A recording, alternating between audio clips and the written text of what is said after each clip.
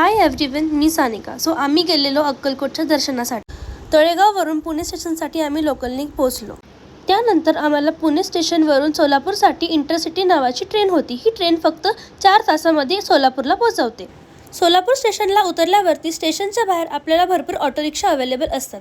या रिक्षा आपल्याला अक्कलकोटला वटवृक्ष मंदिराजवळ सोडतात. तिथे पोहोचल्यानंतर आम्ही मंदिराजवळ स्टे केला होता. थोड्या वेळाने फ्रेश होऊन आम्ही स्वामींच्या दर्शनासाठी निघालो.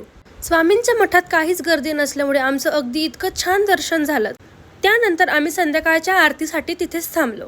छान आरती झाल्यानंतर आम्ही स्वामींचं नामस्मरण केलं.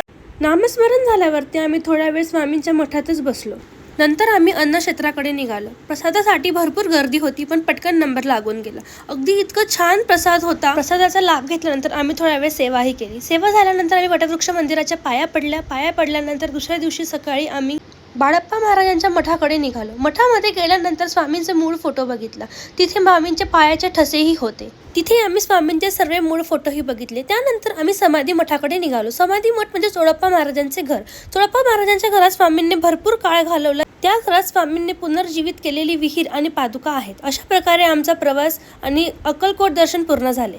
श्री स्वामी समर्थ. तुम्हाला हा व्हिडिओ आवडला असेल तर प्लीज लाईक, शेअर आणि सबस्क्राईब करायला विसरू नका.